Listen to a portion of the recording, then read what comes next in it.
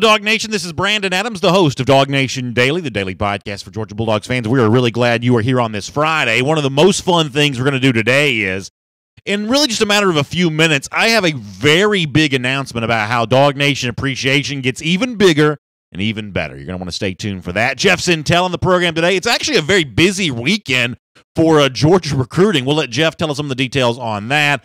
We're going to start the show, though, with Nick Saban. Maybe a little whiny, maybe making some excuses. You can decide for yourself. He seems to be a bit upset that the number one class in the country for 2018 resides in Athens, Georgia, and not in Tuscaloosa, Alabama. We'll tell you about it all next as DawgNation Daily begins right now.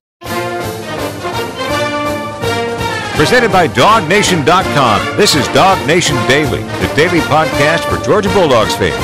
Here's your host, Brandon Adams. I absolutely cannot wait for just a few minutes from right now. Really excited about telling you about something that's going to make DawgNation appreciation even bigger and even better. Stick with me here for a couple of minutes. We'll get to that. You're going to love hearing about this. If you're in the room that night, this will make it even better. And if you're maybe on the fence about coming, you may get more excited about the possibility when I tell you what's going to go down here a little bit later on. We'll do that here on DawgNation Daily here today. Before that, though, I want to talk about one of what I thought was the most crucial additions for Georgia with its National Signing Day haul in 2018, back in earlier this month, back in February. Georgia obviously added to what had been the number one class in the country coming out of December, but further punctuation marks on that with what it brought into the fold, including maybe one of the biggest names of all, and maybe one of the most intense recruiting battles for Georgia leading up to a National Signing Day, and that is the four-star linebacker Quay Walker. And on signing day, when Kirby Smart met with the media, he talked about what he liked about this young man from Crisp County and all the different things that Quay Walker might be able to do at Georgia. Here is Kirby on Quay. This guy might be the most versatile because you could say he's an outside backer. You could say he's an inside backer. He's a really good pass rusher. He brings a lot of different things to the football field. And when you see him run around the basketball court, you realize that he's got great athletic ability. And it's a position where, let's be honest, we lost 4 starters, right? 2 guys on the edge, 2 guys inside, and Reggie and Roquan. So it gave him an opportunity to come in here and compete at 4 different positions.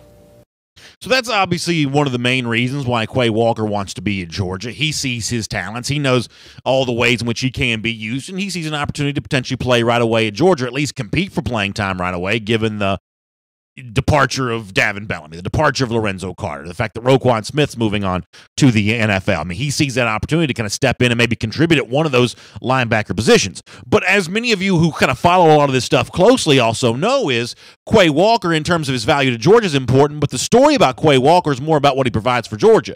It's also about where he decided not to go. Walker had been a commitment to Alabama leading all the way up to National Signing Day. Now, most of the experts on that Wednesday back at the beginning of the month did not necessarily think that Walker was going to end up at Alabama, but to the mainstream media, this is an example of the Crimson Tide losing out on a player they had made a priority, losing out on a player who at one point in time had been a stated public commitment to them. And for a lot of the mainstream media, this is a little bit something to get used to. All of a sudden, Alabama not invincible when it comes to recruiting anymore. All of a sudden, Alabama not getting every player it wants, or in 2018, not even getting enough to be the number one class in the country. And there's some, I think, excuse-making starting to come out of Tuscaloosa here, if you don't mind me saying so, about exactly what happened to Alabama and why they lost out on guys like Quay Walker, why Alabama ended up not getting the number one overall class. As an example of this, the 2 titans of sports, Nick Saban and Alabama, was on the ESPN Sirius XM radio show that Mike Krzyzewski, Coach K from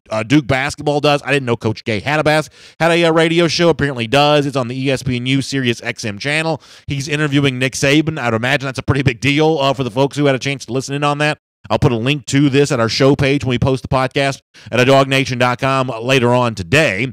But in this interview, Saban's kind of getting into all the coaches that Alabama lost and how that impacts who Alabama was able to sign in 2018. And you can decide for yourself. To me, this sort of comes across with Saban to Coach K as a little bit of sort of an excuse-making episode for why Alabama doesn't have the number one class and Georgia does. Here is Saban. Decide for yourself. We certainly had a lot of change this year, and I think it affected us some in recruiting because now you recruit guys for so long, as you all know, because we start so much earlier. So when you lose the person that has a relationship with them a month before they're going to decide where they're going to go, it does have some impact. So the change that he's talking about there is obviously the departure of coaches. Jeremy Pruitt becoming the Tennessee coach, Brian Dable going back to the NFL, kind of on you could go. So Saban says, hey, you know what?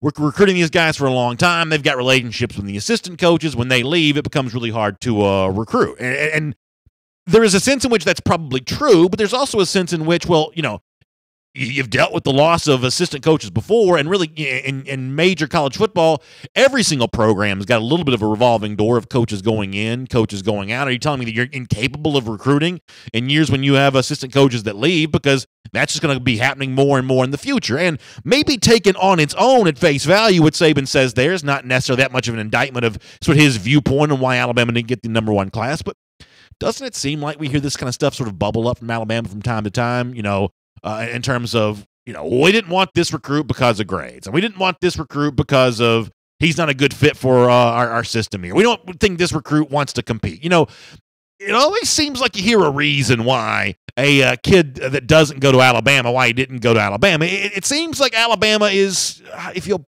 pardon me saying this, it seems like they're no stranger to having an excuse at the ready for why someone else gets a player they wanted, or in 2018, somebody got a class that they wanted. I think the Nick Saban comment there is sort of the latest example of that. Now, of course, Georgia was able to flip Quay Walker over to Athens, and that was a part of the building blocks that ended up being the #1 overall class in the country for 2018. And you know, Kirby, in talking about what Georgia's able to do, it's kind of interesting to contrast Kirby's discussion of how they got Quay Walker with what could be read into a Nick Saban statement there about how they missed out on guys like Quay Walker. And listen to the contrast here. Here is Kirby Smart talking about flipping the linebacker from Cordele. It was a long recruiting battle. It was not overnight. I mean, it was a situation where Quay has been a good player for a long time. A lot of the times these guys commit early. All you do is become the target. And rarely when a kid decommits or gets ready, I mean, they're not going to go back to that same place they just were at, you know. And when you're sitting there with Quay, we knew all along that we were just as much in it as Alabama. We're not deterred by the fact he's committed to somebody, so we do a good job. He's in a community down there that's near the University of Georgia that's got a lot of University of Georgia fans, so we just did our job, kept being consistent with him. Of course, if you listen and read between the lines with what Nick Saban said a moment ago, it almost sounds like he's saying, yeah, but if Jeremy Pruitt hadn't left, Quay Walker wouldn't have left either. Quay Walker would have ended up at Alabama. And maybe that's the case. I mean, it was sort of a not very closely hidden secret that Walker and Pruitt, I think, had a strong relationship. The Walker considered himself close with Jeremy Pruitt. But I guess the question I would ask Alabama is if the only thing that was holding Quay Walker at Alabama was a guy like Jeremy Pruitt and other recruits, the only thing that was keeping them there was a relationship with another coach. You know, what else do you have to sell right now other than the coaches that those guys wanted to play for? And is it a concern for Alabama that those assistant coaches that had these relationships are gone now? And how quickly can you build these new relationships with the new coaches that you're bringing in? The Alabama recruiting dynasty, to me, is not sitting on the same firm foundation it once sat on. Doesn't mean that Georgia's going to dominate every single one of these recruiting battles in the days ahead, but there is seemingly something that Georgia's able to sell right now that, based on the results of 2018 alone, Alabama's kind of not able to sell. Now, of course, Kirby Smart sort of puts himself above the fray on all of this when it comes to recruiting and flipping players, as Georgia did kind of a lot on National Signing Day, including the high-profile Walker we just mentioned, also Otis Reese, who had been a public commitment to Michigan. That gets the attention of the media. Kirby Smart, though, tries to say, hey, listen, I'm not into that kind of stuff. Here is Kirby. To me, there's no great sensation in flipping a kid because I don't think it teaches kids the right thing. I think we as coaches in the profession understand I have tremendous respect for the guy on the other side of that flip. A lot of those guys are my friends. A lot of those guys I worked with. It's great for the fans, and they all want to, make a big deal about it. But ultimately, it's really about the relationships we built with that kid all along. The fan thinks that Otis Reese decided last night he was going to go to Georgia. That wasn't the case. There was a relationship that was developed over the last year. Same thing with Quay. I mean, these are kids that they're torn. It's a tough decision. We make it hard. we make it hard as coaches on them. So when they do the flip, I know there's somebody on the other side of that. I've been on the other side of that. So I'm not one to get into enjoyment of that. I think it's more about what's right for the kid and how is his future going to be best served by going to the University of Georgia academically so that he can set himself up for success in life.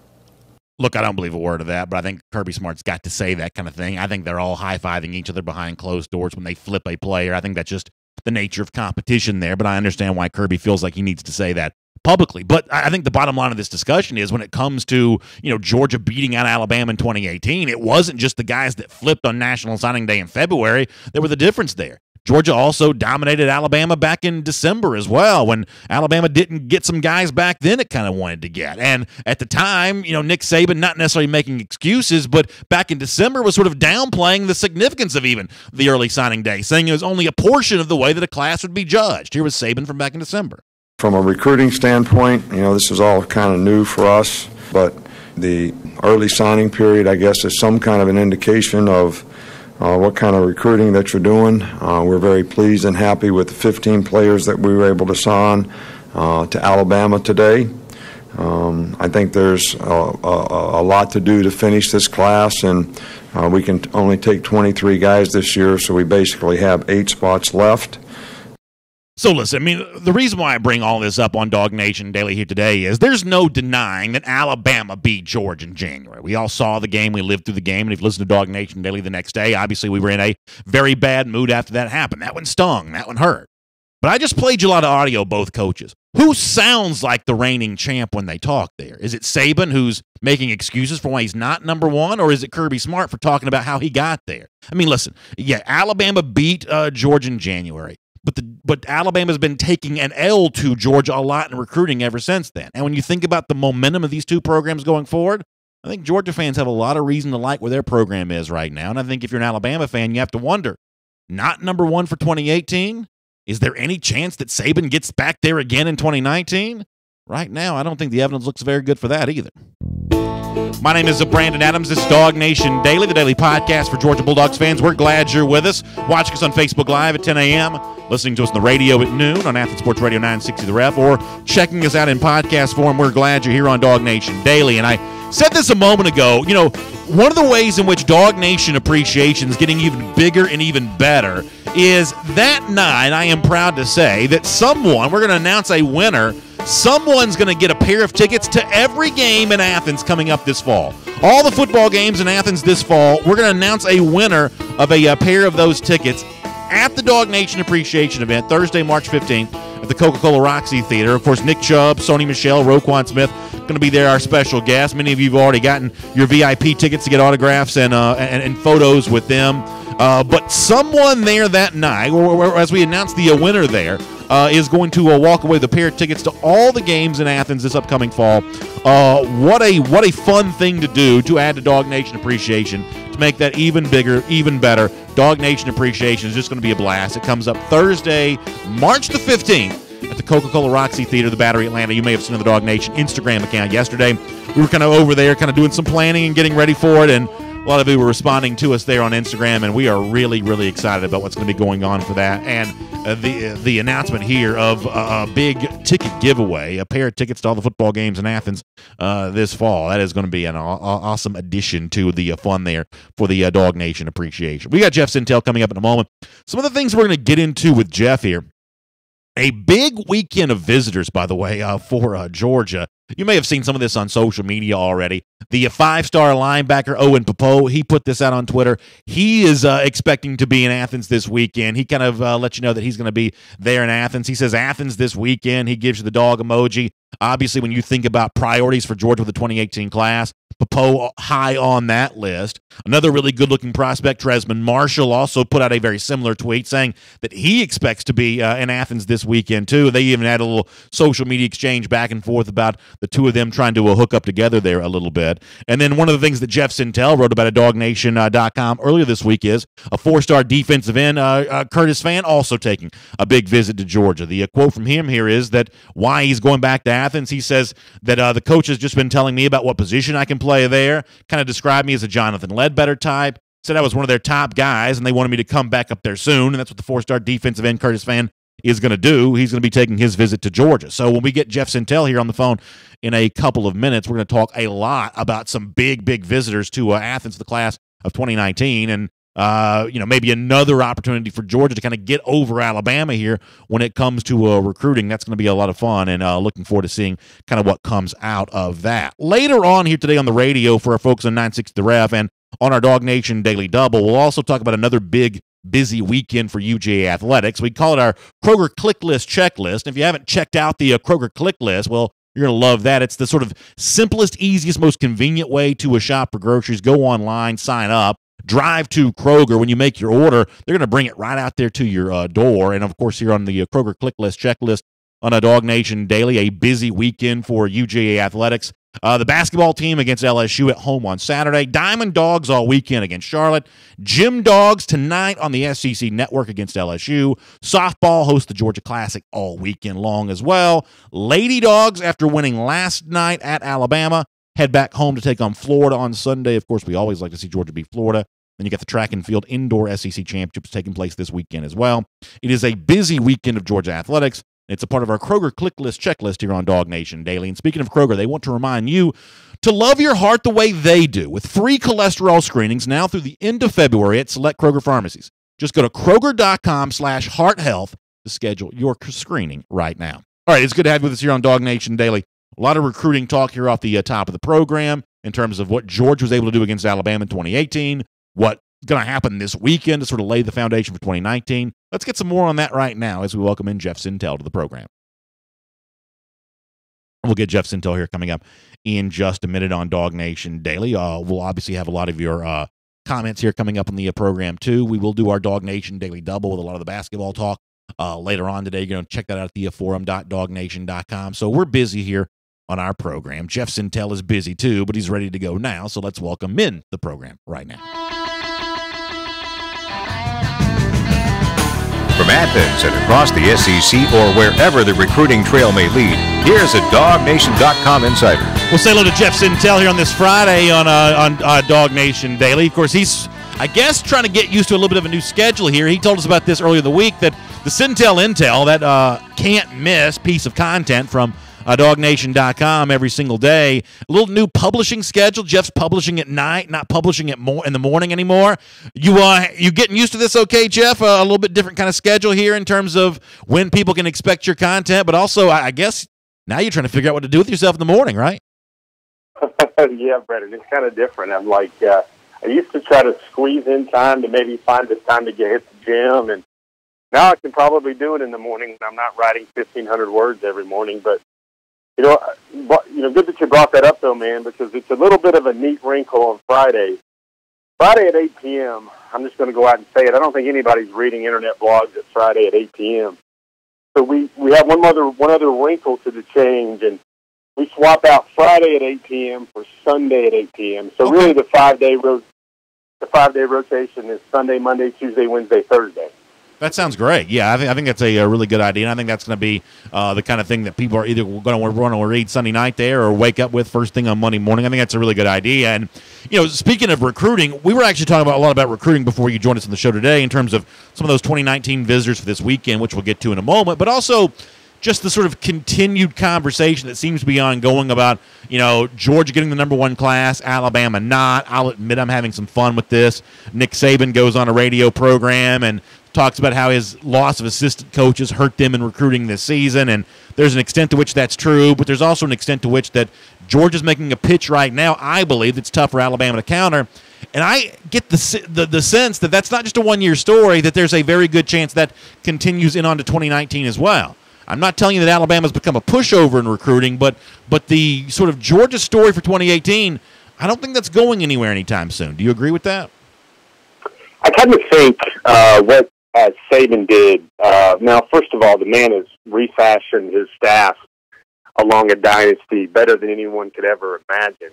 And I think Burton Burns he just got reassigned to an off-field role now for Alabama, and that was the original Saban assistant, I believe. But the fact that coordinators have changed so much, offense, defense, assistants, I mean, so much maybe even in the last 3 years since Kirby Smart has been at Georgia. and how the success has been maintained. That is a very impressive accomplishment for Alabama. But what you did see with all the recent new hires is there was a lot of young guns, a lot of younger coaches, a lot of recruiting, I guess, Turks or gurus were brought in, guys that really specialize in recruiting. And I kind of think that has a lot to do with maybe the energy and the pursuit that Georgia has used over the last 2 years to get after a lot of these top prospects. I think Saban maybe made a market change so he could sit there and look at the field and say, we're going to have to go in this direction with this type of assistant coach, with this type of recruiting background in order to take back what the Crimson Tide dynasty feels is theirs. And those are those number one in the nation recruiting classes. One of the things that you helped promote this week was a brand new, I guess it's going to be like a series at DawgNation.com where some of the 2018 signees kind of wrote their own sort of first-person perspective about how they ended up in the Georgia class and why they wanted to come to Georgia, what they expect over the course of their careers. And the first guy up on that was Owen Condon, the big offensive lineman who comes to Georgia via Oklahoma. And, you know, one of the lines that he used that I thought kind of jumped out to me was, in terms of, you know, what he and his fellow 2018 signees expect is he talked about wanting rings, obviously referencing to winning championships. That's a goal this class wants to accomplish. And couldn't help but think, Jeff, and kind of wondered, wanted to talk to you about this. Do you see that mindset changing with a lot of like the sort of new 2018 recruits to Georgia, whereas maybe in the past Georgia wasn't really viewed as a national championship winning team, the kind of program that was certainly college football at the highest level and a great fan base and a potential springboard to the NFL, but you know, just not really the national championship conversation, where all of a sudden now the guys who come here both come with their own expectations of, hey, this is a place I can truly win, and they sort of arrive here knowing that the expectation that exists around them from fans, media around the program is that they will win at the highest level, certainly compete to win at the highest level. Do you notice that change with guys like Owen Condon and these 2018 signees? Definitely different. We'll never hear, at least on the recruiting trail, I'll never hear the narrative that we want to get Georgia back to winning the SECs or we want to get Georgia back to the top, because Georgia went to the top in 2017. And my contribution, Brandon, to the final look series that everybody noticed this week on DawgNation was basically to speak to the families of the recruits and how they lived and died, and the players a little bit, to kind of see what that heartbreak meant to them and how it maybe shaped their viewpoint on Georgia football. And I think the biggest takeaway, if there was ever going to be a postscript about 2017, is it sort of echoes what Kirby Smart said in that post-game media briefing at Mercedes-Benz Stadium when he said, "We're not going anywhere. This is where Georgia is going to be." And I think, you know, one of the players themselves, Chris Smith, was kind of showed them that Georgia is at that level. Georgia is an SEC champion. Georgia has a seat at the table.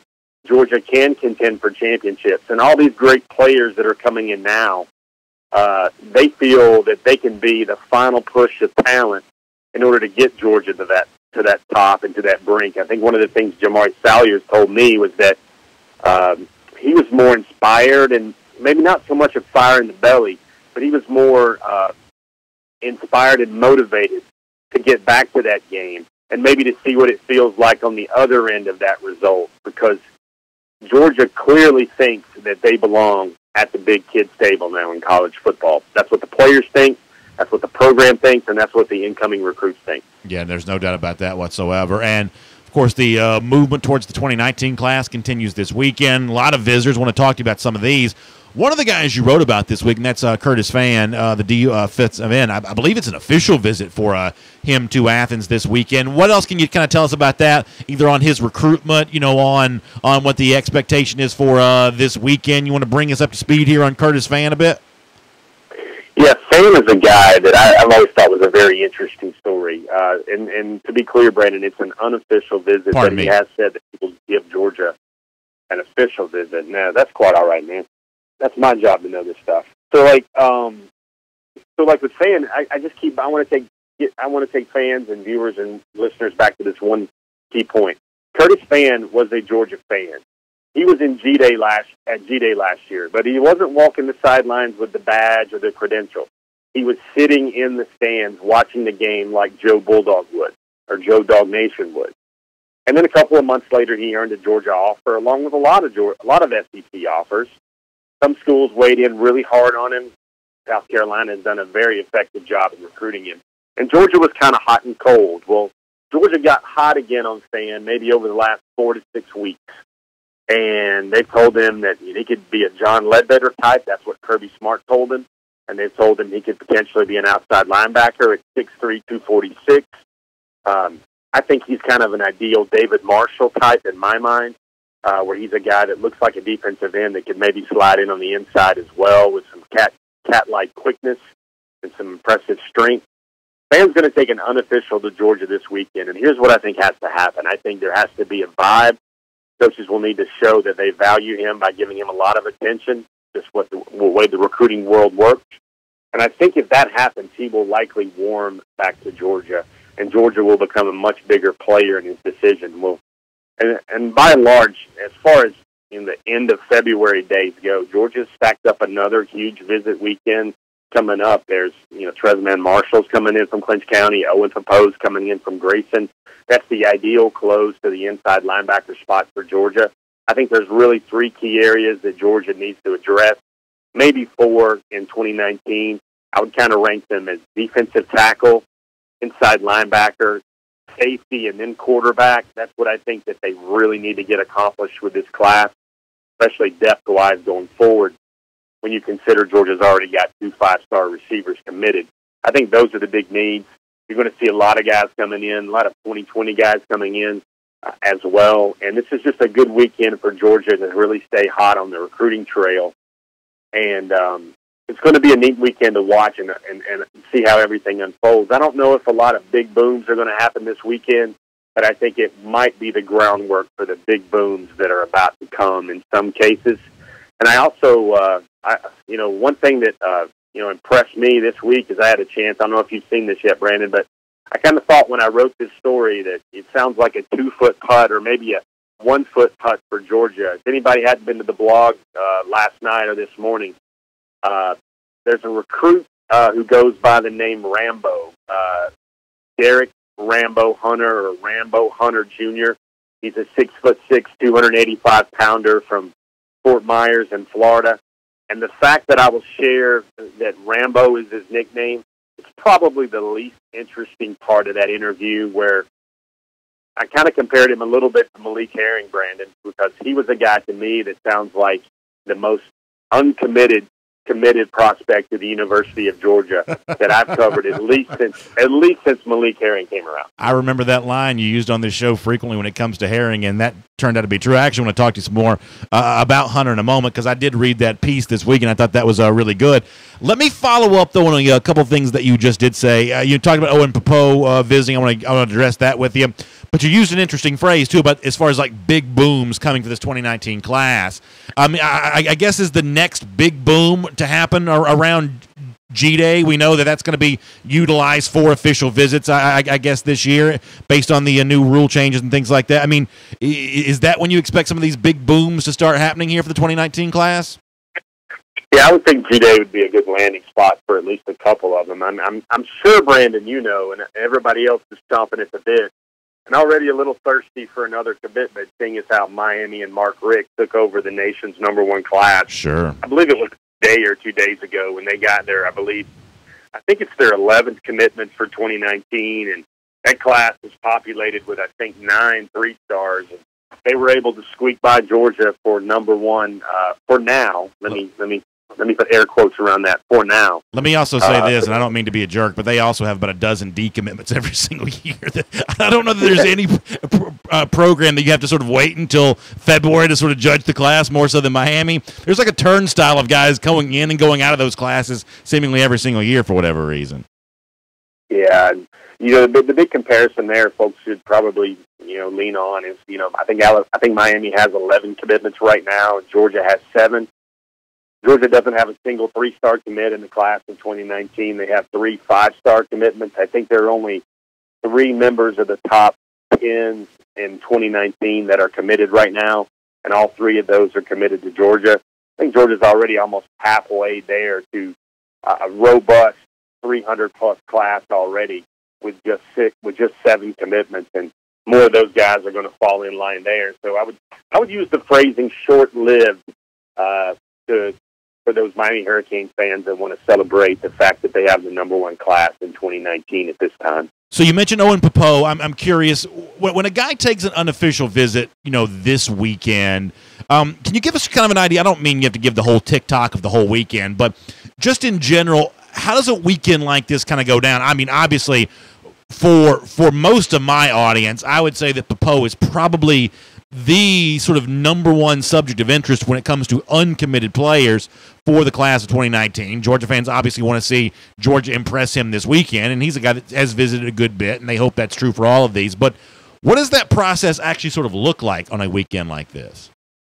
Yeah, well, first of all, I'd probably, I don't know if they're neck and neck and side to side. I think the rating services have to catch up a little bit, but I guess in my wheelhouse of kind of looking at these guys, I would almost put Travon Walker in there with Owen Popeau as maybe the major, alpha dogs that Georgia has to bring in, especially because Travon, I think, is such a special player. I think he's just going to fill an immediate need on the defensive line.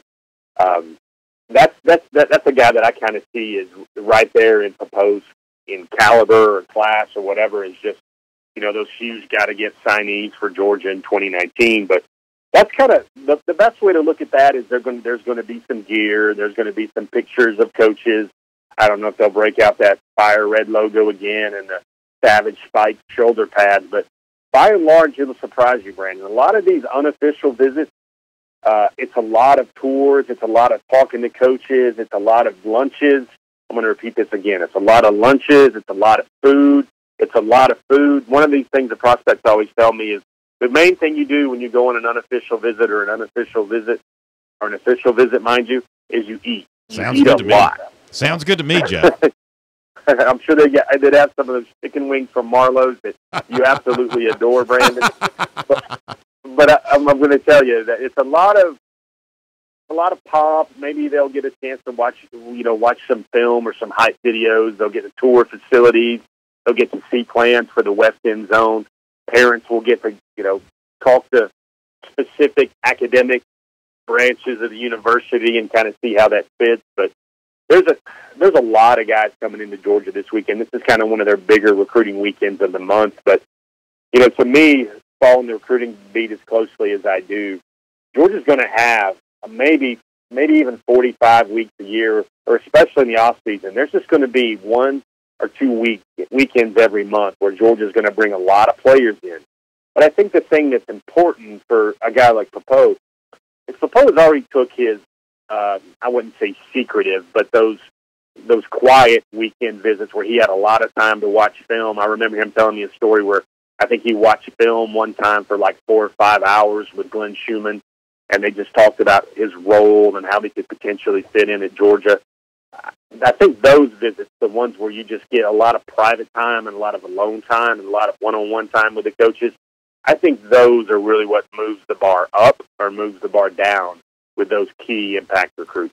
I want to ask you about Justin Fields to close out our conversation here in just a moment. Before that, though, you mentioned your Derek Hunter piece at DawgNation.com early this week. I love the nickname Rambo. I mean, I kind of grew up where Rambo was about as cool as you could get back in the 80s, so it's kind of cool that a young man here in 2018 is sort of toting that nickname around. I think that's kind of cool. But I hope that people have read this, Jeff, and if they haven't, I want to encourage them to read it. And my takeaway on that is, and I don't know as the writer of the piece if you kind of took the same opinion I did, but reading the piece, I think for Georgia fans, the thing they're going to take comfort in, here's an uncommitted player, former Miami commit, defensive end, good-looking player, and yet, the campaign that Georgia's putting forth here is just working, right?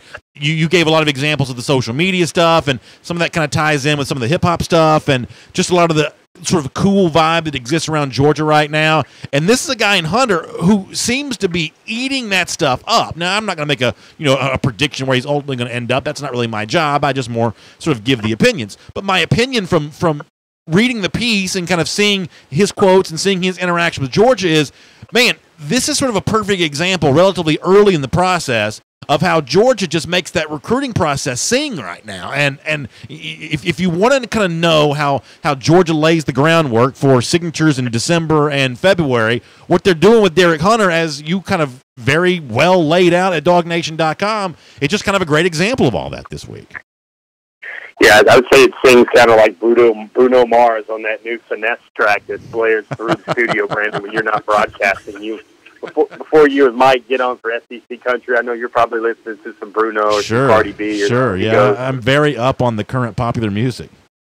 But to me, I just want to say that was a very uncommon interview. Besides the stuff I wanted to make sure to report about his life and his, where he's going in life and, where he's been and how it empowers him to do a lot of great things with his opportunity. But, those really connected details, like, I'm sitting there saying, what does that mean in your Twitter bio? And he's like, dude, you know what it means. And he's kind of like, just the way he talks about, it is very rare, especially consider this, Brandon. I think Georgia offered him officially on Valentine's Day. And it sounds like Cupid just bullseyed, like Green Arrow style or Hawkeye style from the Avengers movie, bullseyed his heart on Valentine's Day. Because when the recruit says Georgia is my number one point bank, period, Georgia is my number one, all those other schools are just around, that is very uncommon language for a recruit to share, especially in February when their decision and their signing times will not come until at least another 9 months out, so 10 months out. So, I mean, that guy right there, he's an extremely good communicator, but the ways he relates to Georgia already, he says Kirby's smart is kind of on him, the way Will Muschamp was always on Rick Sandage. But then he talks about Trey Scott and the relationship he has with Trey Scott and his father, how Trey Scott was the first coach. Because he's given a lot of these recruits, one little tell they can do is they give their numbers out to the coaches, and sometimes coaches don't bite. They just store it away. But the ones that really care are really already invested in making them a part of their program. They usually find that those assistants will reach out to the family pretty quick. And that's what Trey Scott did. Trey Scott wanted to talk to his dad, and his dad basically gave Georgia his blessing right after that phone conversation. But there's just something about the way that Georgia's getting after it right now on the trail, especially with guys they really want. You can see a lot of the visitors that are coming in this weekend will play defensive line. I think there's a huge guy coming in from North Carolina by the name of Josh Harris, who basically had 550 pounds on the squat rack earlier this week, and one of his teammates called it lightweight. I mean, it's kind of funny, Brandon. You pick up these things in the recruiting where, sometimes, Brandon, recruits will notice that they get the same, or they get around another recruit and they start comparing DMs, and the message is the same from one assistant at a head coach to two different players in two different states. And maybe like the only thing that's different is copy and pasting, and the names are changed. Well, they get that. So when there's real, genuine recruiting that's coming about, like what Trey Scott is doing right now with Derek Hunter, that stuff just seems to hit the mark. All right, really quickly, let me let you go, because as we have a tendency to do on Friday, I've kept you long once again. But I want to squeeze in one final thing here, because earlier this week we talked about Justin Fields, and we obviously talk about him a lot here on DawgNation Daily. But the sense that I get from a lot of folks who either watch or listen to the show is they're kind of in agreement with me that Fields is good enough to play in 2018, but ultimately how much he plays may be determined by how much he's able to sort of, devour the kinds of stuff that Jake Fromm was great at a year ago, which is learning the playbook, learning SEC defenses, learning how to lead an offense at the college level. What you've said in the past, though, is that this is also an area which Fields is really good at. You've told stories about how, he sat at Sanford Stadium and watched that final possession of the first half against Sanford when most of the other recruits were back there getting some food because, he wanted to just see the Georgia offense in action a little bit more. I mean, you've kind of described Fields as a bit of a student of the game in the past, and I was hoping, just based on the conversation we've had this week, you might expound upon that a little more right now to give us some more context here. Yeah, Fields is definitely a smart, IQ level quarterback. He's got the mental acumen, and it's funny, this day and age, it's kind of seen as a minus, but he's got the mental acumen to come in. I think he was 29 on his ACT. He had a 3.9 GPA. He's got the mental acumen to come in and be that game manager And the game manager is the guy that doesn't make the stupid mistake, that protects the right to punt, that always tries to make sure he attacks the weak spots of the defense and stays away from the briar patches of the defense. Justin's going to get down with all that. But I think the main thing with Justin and Jake going forward is Jake has got a lot of work, a big body of work of doing the right thing the right way, playing big in big moments, under pressure, under duress, where the coaches have learned to trust him. And I think that's kind of irreplaceable. I think this will be a totally different dynamic from what would have been in 2017 with Jake Fromm trying to peel away playing time from Jacob Eason. Because Jacob Eason clearly had some growth to do in his game, 8-5. Everybody knows what Jacob Eason didn't do as a freshman passer in the SEC. And it kind of seemed like Jake Fromm lived up to all the hype that the five-star passers should have during their first season. They made the right adjustments. They threw the ball in the right place. They led the team on clutch drives and possessions. I think a lot of times what gets lost with Jake Fromm and this great community service he does, and he's talking to kids on FaceTime and everything else.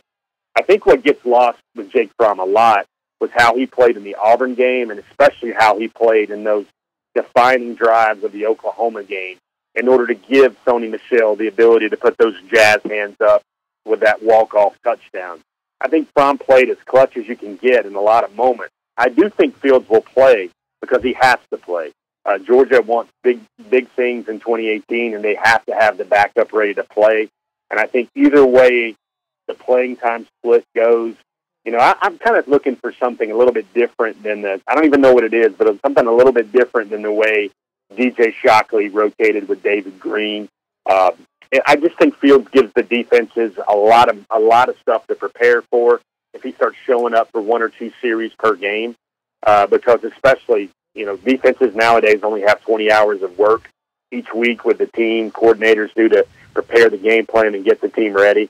And I think that limits what the defense can prepare for when they got to think about Georgia's run game, Georgia's tight ends, Georgia's power run game, but then also you start incorporating what Fields can do along with Jake Fromm and all those back shoulder throws. I think that is well said, Jeff. We really appreciate you taking some time with us here on DawgNation Daily today. We hope you get ready to enjoy a great weekend, and we'll look forward to speaking to you soon here on DawgNation Daily. Everybody live it up this weekend. It's going to be beautiful. Enjoy it. Thanks, Jeff. Let's take a look around the rest of the league. This is SEC Through. Living it up indeed. That's one of the things we hope to do this weekend and hope to do with you Thursday, March 15th for our DawgNation Appreciation. You may have remembered earlier in the show today, if you're just joining us on video or the radio, you'll hear this now, I guess, for the first time, for DawgNation Appreciation on Thursday, March 15th. You already know about Nick Chubb being there, Sony Michel being there, Roquan Smith being there. They are our special guests for that night. We're also proud to announce a special giveaway that we'll announce live at a DawgNation Appreciation. Tickets to all the big games in Athens this fall. The football tickets in Athens, a pair of them, we'll give them all to you there that night at the DawgNation Appreciation. We're going to give someone, anyway, is going to be a big winner there. That's one of the ways in which DawgNation Appreciation gets bigger and better, and stay tuned for more over the course of the days ahead. There'll be a whole lot more of that as well, as someone's going to be a winner there that night. We'll announce it. Pair of tickets to all the football games in Athens this fall. By the way, speaking of Jeff Sentell here on DawgNation Daily a moment ago, talked about Alabama maybe making some changes, bringing in some youth, and kind of just sort of reimagining its coaching staff coming off of not being number one in the country in recruiting in 2018. Mike Johnson talked about that a bit on SEC Country Live yesterday with maybe Burton Burns moving to that off-field role as the running backs coach. I won't pretend to know why he's leaving, but maybe that's a reason for that in terms of Alabama just trying to keep pace with what Georgia's been able to do in recruiting. By the way, here on our SEC Through, did you see what Todd McShay put out on Twitter yesterday? Many of you did because you sent it to me. McShay was saying he was studying the Georgia-Florida tape. He said Florida-Georgia, although that's clearly not the order that's supposed to come in. He says, the first 3 quarters of this game were the biggest rear-end kicking I can remember. Sony, Chubb, etc. are running wild. And obviously, that brings a smile to our face at a DawgNation Daily that even a draft analyst like Todd McShay is noticing how dominant Georgia was in the game against Florida. We love that kind of talk. We'll do our Gator countdown a little later on today as well. SEC Media Day schedule has been announced. It's going to begin on Tuesday, July 17th. First day out of the box Is that the first day? Actually, I'm wrong. It's going to begin Monday, July 16th. Excuse me. Georgia's set to go on Tuesday, July 17th. Kirby Smart and Dan Mullen going to be going at the same time there that day, along with Matt Luke and Chad Morris on that Tuesday.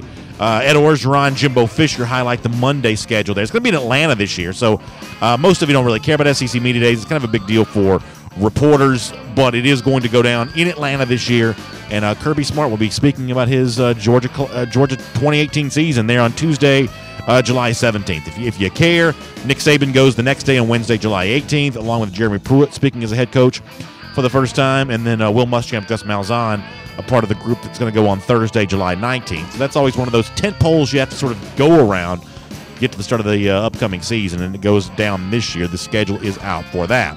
We talked yesterday on SEC Country Live about a Barton Simmons piece over at CBS Sports about important coaching hires in the offseason. The name at the top of his list was Mike Elko, who Texas A&M brought over from Notre Dame. I agree with that for the most part.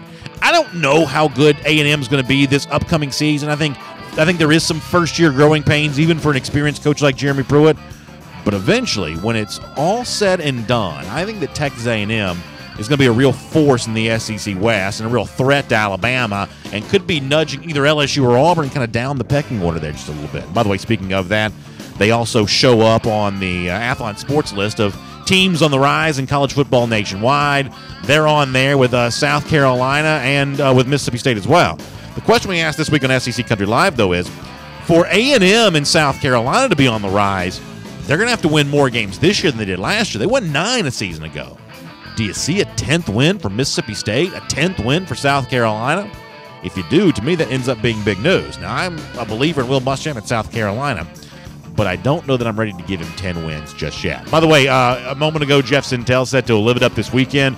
Of course, a chance to do that coming up this weekend with the NASCAR Xfinity Series race at Atlanta Motor Speedway. We told you yesterday that Marlowe's is sponsoring a car, the number 24 JGL Racing Ford Mustang. Kaz Grayla going to be the driver there, and you've got a chance to win a pair of pit passes to see the Marlowe's car in action. Go tonight to the Marlowe's in Midtown Atlanta starting at 6:30 p.m. You can register between 6:30 and 7:30 p.m. There's going to be a drawing at 7:30 p.m. for the winner of the pair of pit passes to see the Marlowe's car in action. The Ford Mustang Marlowe's car at the Xfinity Series race in Atlanta this weekend. So check that out. We'll make that your SEC through. And as we get ready to wrap up our show today and our week, I mentioned the DawgNation Appreciation a moment ago. Don't forget to get your tickets to that as well. Go to DawgNation.com. Right there at the top of the homepage, there is a tab that you can click into there, and you can get more information about DawgNation Appreciation, all the fun stuff going down, and how you can get your tickets. By the way, there are still some premium tickets left, which include autograph opportunities from either Nick Chubb, Sonny Michel, or Roquan Smith. Make sure you check that out. For those of you interested in the basketball game this weekend or any of the other UGA athletic stuff going on, we'll have our DawgNation Daily Double posted for you at the forum at forum.dawgnation.com. We kind of get more deeply into the other Georgia sports. Please check that out if you haven't done that already. And, of course, I mentioned a moment ago as well. Love what Todd McShay said about Georgia and Florida. Love the thought of Georgia dominating the cocktail party last year and doing it again this year. 246 days from right now. We do the Gator Header Countdown here each and every day. We appreciate y'all being a part of it, and we'll see you on Monday. And for those of you with us on video, thanks for being with us as well. We'll look forward to getting some of your comments, too. And I hope that you are, as Jeff said, getting ready to live it up this weekend. I was talking to my wife this morning about what we're going to do to hopefully enjoy some good weather. So I hope you're getting ready to do the same thing. I just clicked out of the comments, so give me a second here to get those pulled back up. Sometimes my fat fingers don't cooperate the way that I want to. And by the way, let me say this. I meant to say this during the broadcast. I just didn't have time. I think I confused some people yesterday with what I said about the Android devices for the podcast, or whatever day it was that I said it.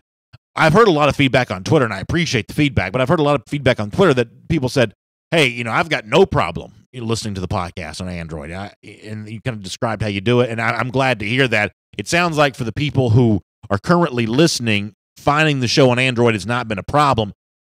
What I misspoke in saying, and what I think I meant to say was, and this is probably getting into the weeds more than some of y'all care about, but, if you have an Apple device, the overwhelming majority of people who have an iPhone listen to podcasts via Apple Podcasts. It's just the podcast player that dominates that device because Apple, for the most part, preloads it onto the onto the devices. Whereas for the Android, I don't know that Google Play's market share is quite what it used to be. Stitcher's market share is not quite what it used to be. There's a little bit more variation in terms of how Android users listen to podcasts. At least that's what the research sort of says here. So I think eventually we may try to make some sort of easy way for new Android listeners to pick up the show. And maybe that's what I should have clarified, and I'll probably do that on Monday. I realize that like 99% of y'all don't care about this at all. So with that, I will sort of pull up the comments and we'll kind of get rolling here on this this portion of our day here today. Holly Hightower having gallbladder surgery today. Holly, thanks for checking in there. I hope that goes well. Sorry, what a miserable start to the weekend, but we hope you get some good recovery there and get back to it very soon. Appreciate those who are wishing Holly some nice wishes there. Appreciate that. Jason Hauver says, how much can Mark Fox's lack of recruiting success in the past be attributed to trying to run a clean program? I'm going to assume based on, and this is not really a topic for this show because I just don't know that it's going to get a lot of mainstream attention, but Pat 40, I believe it was 40, I know it was Pete DeMel at Yahoo Sports, they had a report that came out this morning about just how wide-ranging some of the improper benefit stuff that's been going around college basketball is. It impacts Kentucky. It impacts Colin Sexton in Alabama. It impacts North Carolina. It impacts, I think, Michigan State's implemented. My buddy Michael, one of our producers here on DawgNation Daily, his alma mater, Maryland's tied up in all of this. He's like, yes.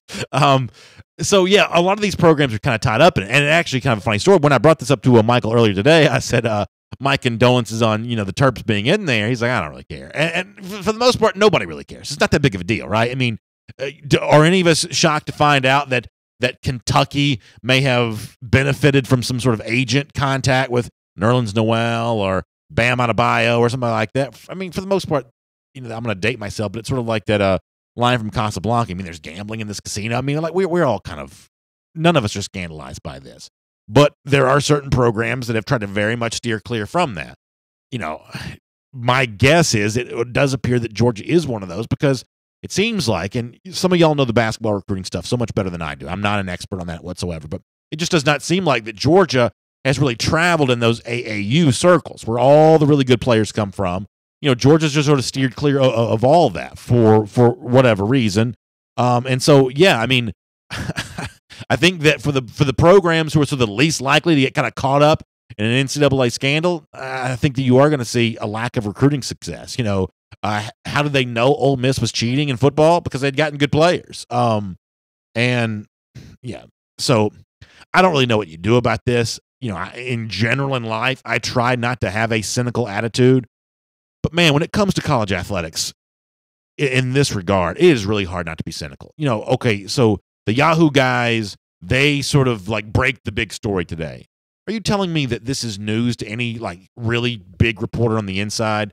This story could have been broken a year ago, 2 years ago. I don't know that there was a lot of will on the part of reporters to break it because you're essentially, biting the hand that feeds you for those people who want to report college basketball for a living. So there's almost a financial motivation not to report stuff like this. Not by the companies, but the reporters. The companies would love to break the story. The actual reporters on the ground, I don't know that they want to break it because at that point in time, they're essentially just sort of like expediting expediting the end of the sport that they enjoy covering. But now that the FBI has come calling, then the reporters want to sort of go first and sort of see what they can get out there before the FBI, does its own, release on this kind of stuff. I mean, like I said, I don't know what you do. I mean, if you almost wonder if there's going to be a college basketball around for Georgia to one day be good at, given the way all this kind of goes down here. So, yeah, that's probably a bit too long of a rant on that, but that was kind of my thought on reading that today. Frank Crowder also bringing up a good point that some of the schools that get mentioned this stuff get mentioned because a player had a dinner. And I did read that in the Yahoo piece as well. It's like it ranges from one guy got a free meal, another guy got like $40,000. I mean, that's a pretty wide range in terms of who kind of shows up on this kind of stuff. But ultimately, the NCAA actually benefits from the free dinner and the couple $100 that comes because of a YouTube page or something like that. That's just, the NCAA getting to hide behind its own bureaucracy, as opposed to what we all, I think, kind of know here, which is that athletic talent has sort of an inherent financial value, and people respond to incentives, and good athletes are going to get paid somehow eventually in a sport like basketball here. So I'm not quite sure what you do with it. Philip Jordan Wells says, if you saw Blue Chips back in 1993, the story won't shock you at all. Yeah, I did see that movie. That was a very influential movie for a young guy such as myself in high school at the time. Shaq and Bobby Hurley and was it Penny Hardaway? All those guys were in that movie. I definitely remember that and growing up. I don't know how real stuff like that is, and I like to try to take a non-cynical attitude towards some of this kind of stuff, but I don't quite know what you're supposed to do about that. Getting back to football, a subject I'm probably a little bit more equipped to talk about. Jarvis Hanna says, could Georgia make the wild dog formation a triple option formation this upcoming season with Justin Fields at quarterback, James Cook, and Brian Herring at running back in the backfield? Yeah, that's that'd be a heck of a formation to try to stop. It also kind of reminds me of, I used to always want to see the scout team that Georgia was using to getting ready for Georgia Tech. Like, who is that, right? Like, are you using Holyfield and Herring as scout team running backs getting ready for Tech? Are you using like Trey Bishop or someone like that as the scout team quarterback? And how tough would that group be to stop in a situation like that? Rob Johnson says, "BA, you're the man, but please no more basketball talk." And Rob, that's a promise we're trying to keep here. If someone brings up in the comment section, maybe I should make my comments a little bit briefer, and that's probably I should do that for all the comments. But that's a big reason why we're only doing the basketball stuff on our DawgNation Daily Double, which you can find the audio version of at the forum.dawgnation.com. We are trying to quarantine that for the people who want that. Shannon Baker says, I missed like 1,000 great comments. Yeah, so, Shannon, it is sort of hard to kind of go back to the beginning and get all of them when they're kind of coming in. Maybe I should try to start scrolling back down more and then getting more of those. But the trade-off with that is then I miss the ones that are kind of coming in right here in the moment. I will admit it is sort of a difficult thing to know how to do. Like, how do you mix in a lot of the old comments with the new comments? But I know that there are a lot of good ones from back there earlier. I will try to scroll down there and get a couple of these in a moment. Todd Shirley says, with Justin Fields at quarterback, it's no longer going to be the wild dog, just RPO. And that's actually a pretty good thought there. That can you imagine how dangerous he is with that sort of RPO stuff where you show the handoff, you freeze the linebacker, either dump it over his head or you take off running yourself. That is a tough situation. Jerry Lewis says, do you ever go back through the show and look at the comments? Yeah, I do.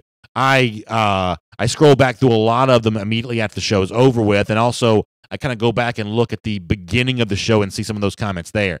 I will say that on most days, I don't ever get to go back and rewatch the entire show, but I do like to see a lot of the comments at the end, a lot of the comments at the very beginning. Monty Moon says, how about posting the extra content on Facebook? We might do that eventually. I do kind of want to get the show kind of off the ground and running here and see if we can get into a rhythm here, and then we'll see if I can talk some folks into shooting it for video. We'll have to see how that goes.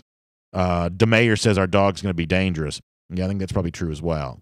All right, for Shannon Baker and those who want to, let me scroll back down here, and I'll get a few more. The other thing is, on my Facebook, it only scrolls back so far, too. So I can't scroll all the way back to the beginning. I don't know if that's just a quirk with my own Facebook feed or what. Jamie Bailey says he is liking the Daily Double. Says bring on the baseball talk. Jamie, appreciate the kind words on that. Galen Jacobs, appreciate the kind words as well. Robert Bailey, funny line. He says, I live in Gainesville, Florida. I just saw Quay Walker's Tennessee hat come flying by. Robert, I like that line. That's really funny. Alan Verbanchik says there's a DawgNation app already for Android. That's a good news. That's a good way to listen to the show as well. I think what we're learning here is I just don't know very much about Androids and probably know less about the DawgNation technology than you might think in terms of what's out there and what's not. John Anthony with some kind words to Holly, who's got her surgery today. Santiago Diarn talking about, Rick running a clean program. Yeah, I mean, I think that's one of the things that Georgia fans are certainly very proud of is the fact that, there is every indication to think that Georgia's going about its business the right way, and that's all you can hope for. Steve Schaffini says, I don't think Georgia cheated to get into the NIT. Yeah, you'd certainly hope not. Although some of the teams that are going to be wrapped up in this are not going to have won very much. It's kind of funny to think about. Miriam Martin Corbin says, this is from a few minutes ago as well, looking forward to hearing what Jeff knows after this weekend about how Owen Popo and the others' visits went. Yeah, that's going to be a fun thing to hear from Jeff on a little bit later on next week. And I think I'm on Monday's show. I think I may spend some time kind of talking about something else that Jeff kind of brought up today about, how safety and inside linebacker and defensive tackle really sort of stand at the forefront of some of Georgia's most important needs for 2018. Darian Ford says all these schools getting caught as a chance to raise the profile of the Georgia basketball program. I think that may be true. Todd Shirley says D'Angelo Gibbs working out with the team, going to be back at school this summer if all goes to plan. He's on the Trent Thompson plan. Yeah, I can't confirm that, but I have always said that if that's if we see some of those evidences of Gibbs hanging around Athens like we saw from Trent last spring, then that's exactly what would end up happening. That if you see him at Pro Day, for instance, if you see him exercise bike during the spring, then he's going to be fine during the fall, and I think he's honestly going to be fine during the fall. Alan Verbanchik says, what's the link to the Jeff blog in the evening? It's the Centel Intel piece that posts every day at DawgNation.com. So it should just show up right there, on any of the social media channels if you follow that, but also on the main page at DawgNation.com. Let me go back to the very beginning here, and we'll get ready to get out. Shannon Baker, last comment of the day. He says, Kirby's brought an eye of the tiger mentality to UGA, something we lacked during Rick's classes. It seems to be shark smelling blood in the water with young men coming to the G. There's a huge difference in the emotional and physical part of these guys, even in just 2 years. So loving it. Yeah, Shannon, I completely agree with you on that. It is a noticeable difference in terms of the way that they seem to be going about their business as recruiting powers and what they're looking to bring into the program. And it's that I just think you can draw a line straight from that to what I believe is going to be the eventual success, for Georgia. The final point for me for the entire week is, here on DawgNation Daily, there is no woe is me attitude about what Georgia didn't get done in January. I mean, if you listen to the show the next day, we were obviously in a terrible mood that day. I mean, it's like a kick in the stomach. But you know what? It lasted for about a day. And the next day, on that Wednesday, to continue that week, we were back at it in a very positive mindset because we think that the future for Georgia is really good. And we think that Alabama right now, even though it's the reigning champion, is envious of the talent that Georgia was able to bring in both in December and in February. So, you can hear me now, believe me later, but I believe that there are good things coming for Georgia in the future, and I look forward to talking about it here on DawgNation Daily. I hope you all have a great weekend. Eddie says to enjoy the weekend as well. Wherever you are, hope the weather is good, and we'll see you back here on Monday at 10 a.m. Eastern Time for another episode of DawgNation Daily Live. By the way, get your tickets to DawgNation Appreciation at DawgNation.com if you haven't done so already. Love to see you in town that night for the big event Thursday, March the 15th. SEC Country Live back again on Monday. We'll have the podcast posted. However you choose to listen to it, we'll have it posted here in a couple of minutes too. Y'all have a great weekend, and we'll see you on Monday.